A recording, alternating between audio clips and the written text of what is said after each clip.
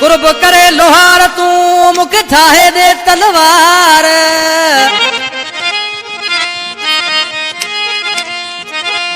कुर्ब करे लोहार तू मुख ठाहे दे तलवार। ओ विंदस पिरी दे पार अली नवाज लोड़ी चवे अला।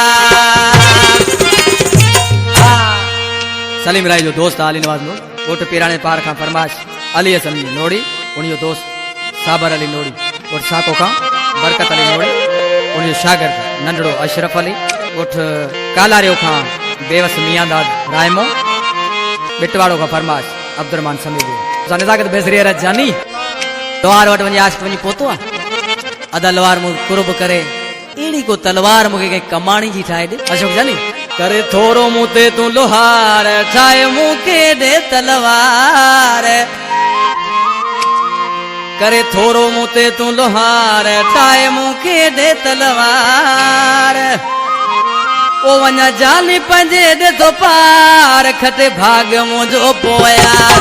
वञा जानी पंजे दे तो पार खटे भाग मुंजो पोयार। करे थोरो मुते तू लोहार ठाए मुके दे तलवार। करे थोरो मुते तू लोहार ठाए मुके दे तलवार। वञा जानी पंजे दे तो पार खटे भाग मुंजो पोयार। वञा जानी पंजे दे तो पार खटे भाग मुंजो पोयार।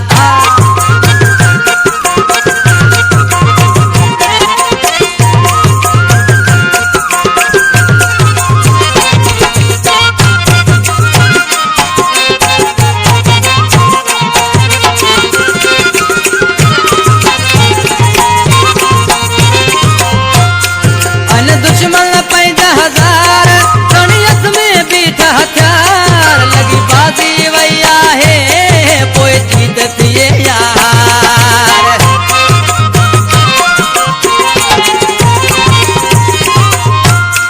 अने दुश्मन मुझ हजार कणियत में बीठा हथियार। लगी बाजी वैया है पोए जीत थिए यार।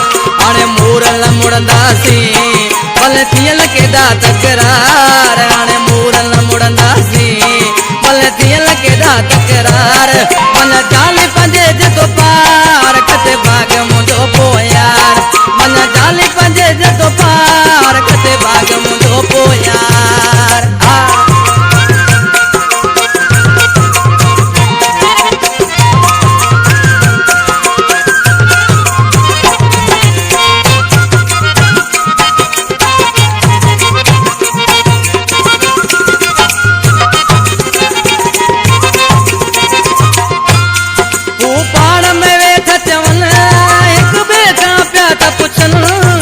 हिता ईंदो या हुता पाण में ॻाल्हियूं कनि।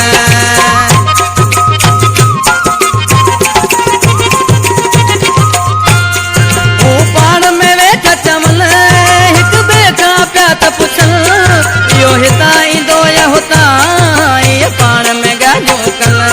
हुजे हथ में अहिड़ो हथियार कया धड़ सिसी खां धार। हुजे हथ में अहिड़ो हथियार कया धड़ सिसी खां धार। वञा जानी जे तो पार कटे भाग मुंजो पोयार। वञा जानी पंजे जे तो पार कटे भाग मुंजो पोयार। सबको मिटरा निदागत बेसरिया जानी वाजा मुखे जानी वा नगरा में शायर अली नवाज नोड़ी गोट पीराने जे पार जो बैठल सलीम राय जो दोस्ता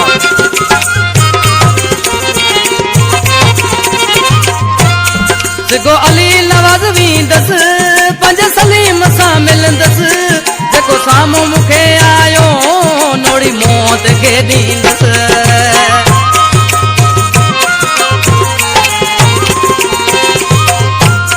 जेको अली नवाज वींदस पंज सलीम सां मिलंदस।